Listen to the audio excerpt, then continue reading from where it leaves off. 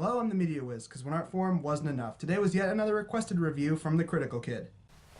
Hey everyone. So today we'll be talking about... Whoa. Fantastic What the hell? movie made by What's up with the clip? Why won't you stop? Seriously, who thought it was a good idea to cast David Hasselhoff as Nick Oh, Critical Kid.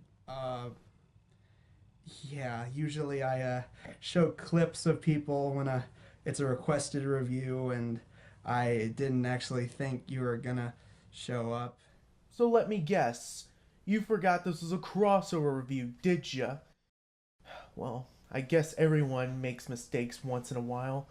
So, just tell the audience what we're reviewing today. Anyway, we're gonna be looking at the Roger Corman Fantastic Four movie.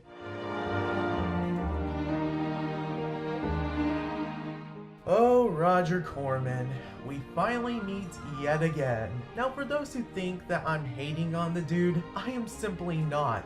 In fact, this guy has brought me some major laughs, some major surprises, and some major frustrations to my show. But with that said, you can't deny that the majority of his films are mediocre at best. And this film is no exception. This is probably one of Roger Corman's most crowning achievements of crap. Or is it?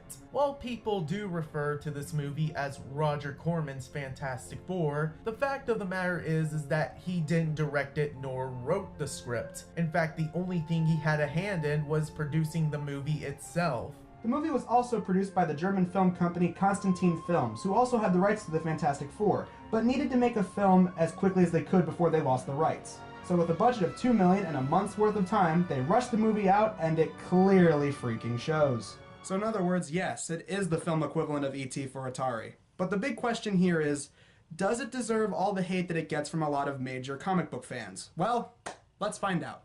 Now before we start, I would like to point out that this movie never had a DVD nor VHS release. So the only way you can really watch this movie is from the far regions of the internet.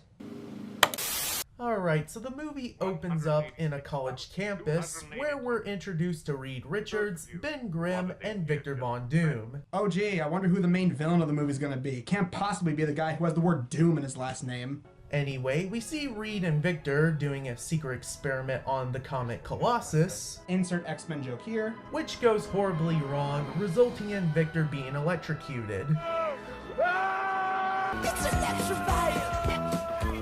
We then cut to 10 years later, where Reed is being assisted by his two roommates, Sue and Johnny Storm, as well as their college buddy, Ben Grimm. They head into space with the same experiment that they started 10 years ago, but little do they know that it's actually a fake swapped by the evil guy known as the Jeweler, a character who wasn't originally from the comics, but was made exclusively for this movie. And even though this guy looks like a cross between the Leprechaun and the Penguin, his personality is a lot more similar to Mold Man's. In fact, why can't they just call him Mold Man? They have the rights to the source material, so what's their excuse? Hey, what? And speaking of introducing pointless characters, Reed and Ben bumps into this blind woman named Alicia, and sure enough, Ben falls in love with her. And while she was in the comics per se, her character felt a little bit shoehorned in. Throughout the whole entire movie, she's nothing but the love interest / Princess Peach of this whole entire movie. Seriously, you can easily cut her out of this movie and not an ounce of value would be lost. Yeah, she's pretty irrelevant in this movie. Her plotline basically consists of Ben likes her, Jeweler kidnaps her, the Thing saves her, Ben and her become a thing. Yeah. So because of the fake diamond, the ship explodes and they crash land back on Earth, now with a set of superpowers. The best powers that money could buy.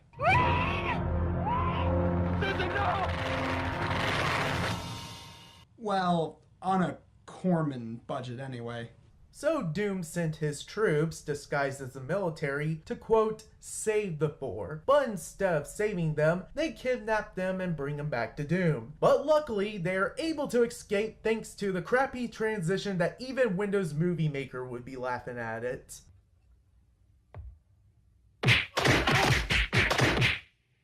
What am I supposed to do with these guys?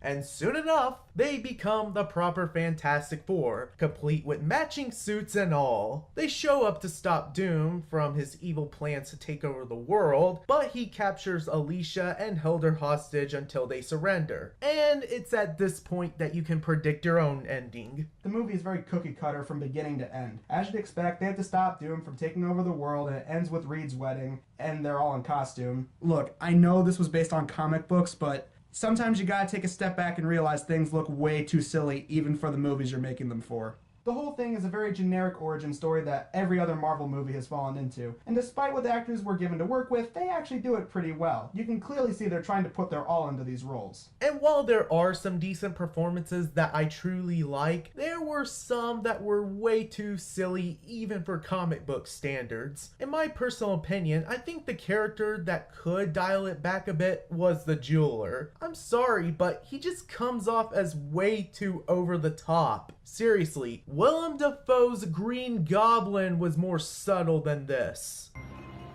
There it is. I can smell a diamond 100 miles away. That's a good high quality cheese. Yeah, and the same complaint can be said for Johnny Storm. Look, while I like Philip Van Dyke's portrayal of Johnny in the first half of the movie, most of the time he acts like Bulk and Skull from Mighty Morphin Power Rangers. I don't know, I just concentrate on a part of my body, like my hand, and I just lay him on.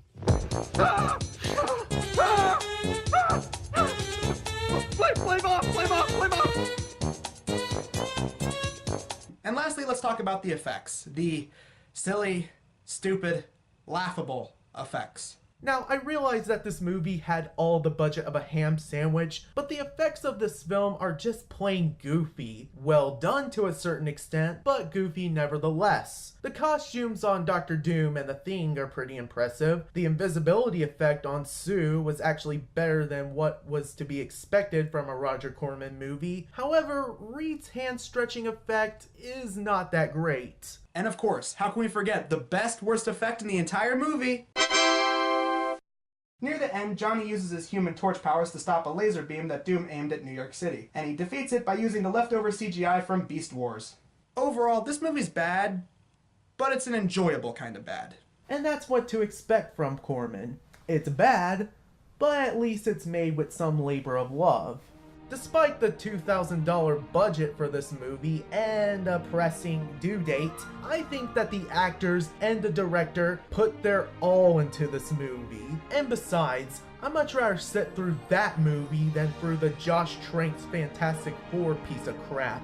I think the closest thing that will ever get to a good Fantastic Four movie is the 2005 version. Sure, it's not a perfect movie, but at least it's an entertaining one at that. Silver Surfer, on the other hand, well, that's a whole nother story. You could say that again. So, I'm the Media Whiz, because one art form wasn't enough. And I'm the Critical Kid.